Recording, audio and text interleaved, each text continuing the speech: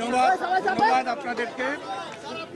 আমাদের বর্তমান অন্তর্বর্তীকালীন সরকারের প্রধান উপদেষ্টা আজকে বিভিন্ন রাজনৈতিক দলের নেতৃবৃন্দকে এখানে আমন্ত্রণ জানিয়েছিলেন বাংলাদেশের যে বর্তমান যে পরিস্থিতি রাজনৈতিক, সামাজিক এবং আমাদের অন্যান্য বিষয় পার্শ্ববর্তী দেশে আমাদের প্রতি যে মিথ্যাচার, এ সকল বিষয়ে বাংলাদেশের অস্তিত্ব রক্ষার জন্য রাজনৈতিক দলগুলোর কাছে সহযোগিতা চাওয়ার জন্য আমাদের প্রধান উপদেষ্টা সাহেব আজকে রাজনৈতিক দলের সাথে আলোচনা করেছেন।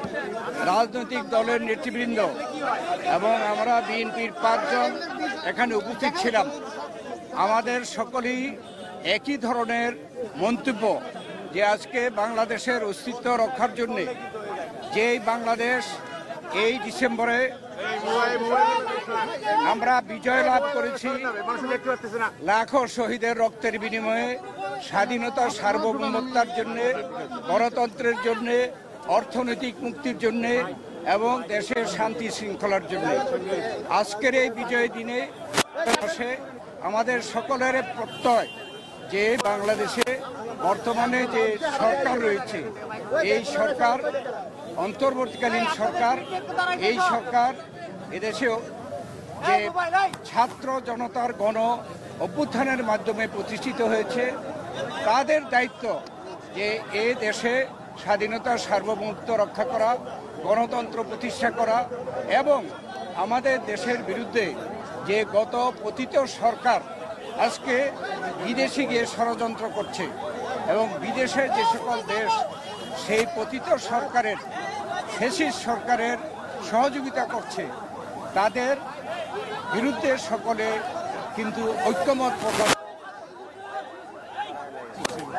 এবং এই যে ষড়যন্ত্র হচ্ছে এটা বাংলাদেশের জনগণের মধ্যে বিভেদ সৃষ্টি করার অপচেষ্টা হচ্ছে।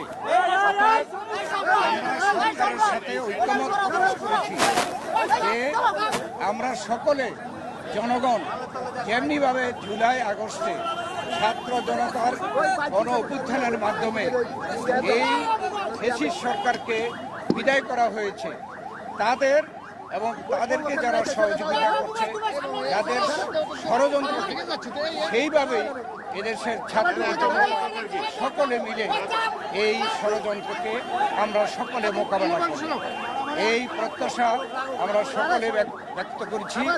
এবং মাননীয় প্রধান উপদেষ্টা বলেছেন জাতীয় ঐক্য সৃষ্টি করার জন্যে তিনি যথাযথ পদক্ষেপ গ্রহণ করবেন। আজকে রাজনৈতিক দলগুলো যারা আমরা উপস্থিত ছিলাম তারা সকলেই জাতীয় একটি ঐক্য প্রতিষ্ঠার জন্য আমরা একমত হয়েছি। নির্বাচন নিয়ে কিছু বলেছেন আপনারা? আমরা নির্বাচন সম্পর্কেও বলেছি যে এই সরকার ওয়াদাবদ্ধ যে জনগণের অধিকারকে ফিরিয়ে দেওয়া, তাই আমরা বলেছি যে অতি দ্রুত সংস্কার সাধন করে নির্বাচনের জন্য একটি রোডম্যাপ দেওয়া, যাতে করে জনগণ একটি রোডম্যাপ পেলে নির্বাচনমুখী হয়ে গেলে যে সকল ষড়যন্ত্র এখন আপনারা দেখতে পাচ্ছেন, এইসব ষড়যন্ত্র আর কেউ করতে সাহস পাবে না। ধন্যবাদ।